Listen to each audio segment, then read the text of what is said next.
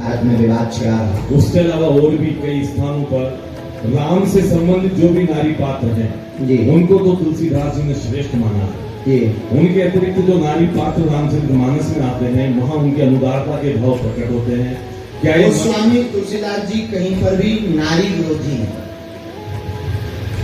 गोस्वामी श्री तुलसीदास जी अगर नारी विरोधी होते तो उनके जीवन में जो घटना घटी है वो भी तो एक नारी के कारण ही घटी, उनकी धर्मपत्नी, और वो भी जीवन में आए तो नारी के कारण। और हमने रामचरितमानस को जितना पढ़ा तो पहला श्लोक पढ़ते ही हमें समझ में आ गया कि वो नारी विरोधी नहीं है, क्योंकि उन्होंने प्रथम श्लोक में ही वर्णा नाम अर्थ संघा नाम रसा नाम छंद सामपी मंगला नाम चकर्तारौ वंदे वाणी विनायकौ।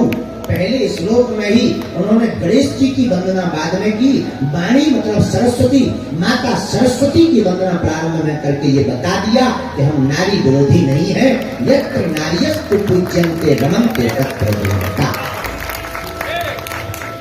तो उन्होंने नारी का विरोध नहीं किया, अब तो प्रारंभ में ही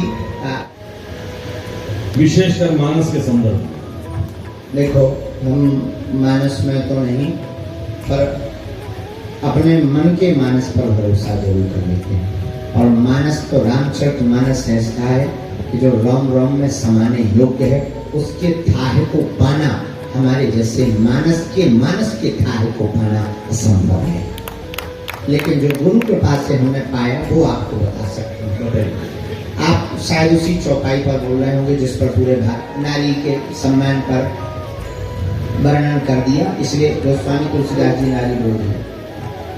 इनका माइक चालू सेल तो नहीं चल जय बिना माइक। एक स्थान पर मानस में ये भी अवगुण भी बताए नारी को,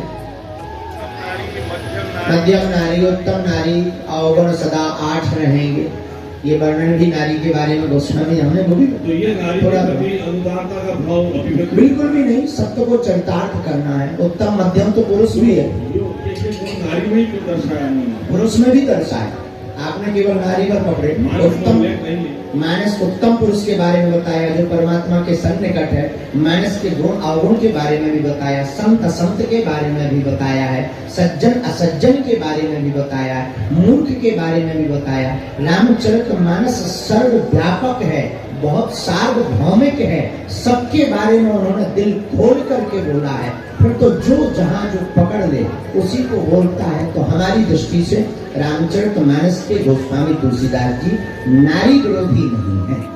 ये प्रश्न मैं इसलिए कर रहा हूँ, रामचरितमानस भारतीय सनातन जीवन का संविधान है। बिल्कुल है, और कोई इस पर आक्षेप उठाए हम सनातनियों को बर्दाश्त नहीं है।